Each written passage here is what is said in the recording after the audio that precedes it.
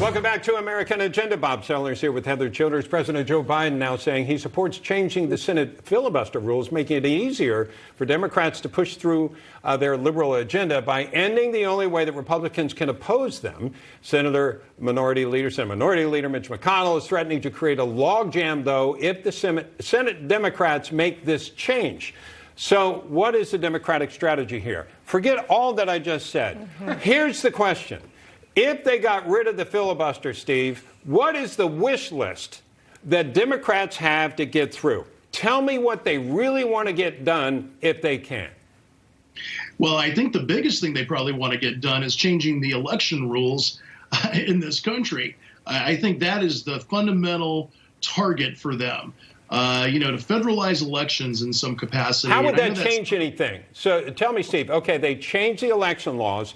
Does that change how many are in the House, how many are in the Senate, who's in the White House? Well, yeah, I think, they want Puerto Rico to come on as a state. That's different. So you're saying they then also want to add, what, D.C. possibly?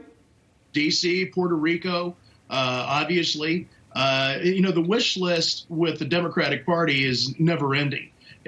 So every day is, 100 other things they want for their, leftist agenda. But I think those fundamentally are really the target. And look, let's be honest, even with the filibuster, look at what they've done in his first 100 days. Chuck Schumer just a week ago said, hey, look, we want Republicans to work with us, but we want to send a strong message that we don't need them to get things done. That should scare us. Yeah, well, they didn't for that. Andrew, possibly they won't need it to pass through tax cuts. Yeah. They will need it for an infrastructure bill unless they get rid of. And infrastructure, by the way, is different to a Republican versus a Democrat. To a Republican, they might think of roads and bridges. To a Democrat, they might think clean energy. Yeah, well, you're talking about all these different bills, and we're all over the place on this, but that's the point, right? I mean, what won't they actually pass in all this? Tax reform will probably end up getting passed. You play this out through reconciliation, but, that's still to be determined. That may not necessarily happen, but you abolish the filibuster, you change the filibuster out, it will absolutely happen. And, Biden just released what he wants to do from a tax policy. It's going to just absolutely crush. It's crushing. It's crushing on our free. It can affect a lot of people. They advertise it as high income, but we know how this ends up. It's also corporate income, capital gains, which a lot of people that own stocks and that sort of thing have. And it hurts all these businesses. Sorry to interrupt you there. Yeah. It hurts all these businesses that have been crushed over the last year from the pandemic. Yes. And so then to raise taxes on them on top of all this, while they're trying to come out of this, and they're getting 50%, 75%, hopefully close to full capacity, would be absolutely strangling to them. Yeah, and Kira, let me go to you, because Steve was talking about what if there are two new states? You have Puerto Rico, you have D.C., and possibly 4 more Democratic senators going along with that. Then the wish list becomes bigger, perhaps. Yeah, I mean, elections have consequences, and this was an interesting election, and it is having some interesting consequences.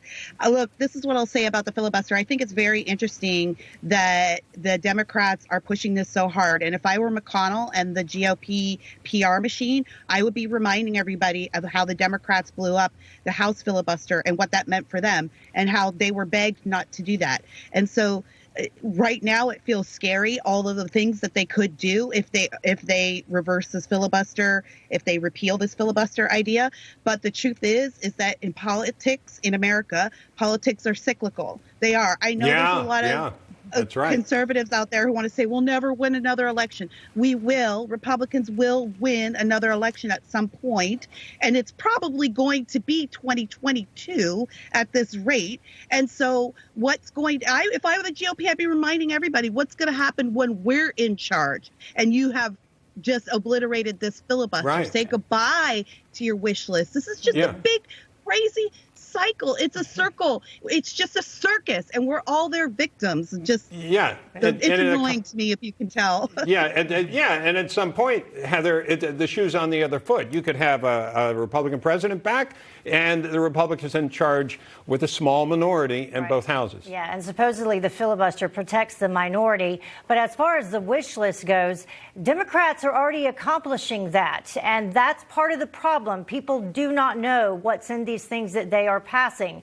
As part of the rescue plan, talk about tax reform, that already includes states not being able to lower taxes in their states without a threat of them not being able to receive some of the COVID relief money that's allotted for them. So they're already accomplishing things like that. You were talking about the infrastructure plan coming along the pike, another $2 trillion, but yet in the rescue plan that was already passed by reconciliation, there again, you have the bridge to Canada that's in it. You have tunnels for Silicon Valley that's in it. So they're managing to get these things through, and I think we need to open our eyes to that. And Andrew, I'm looking at these things. What if they're able to get through all these things within 2 years?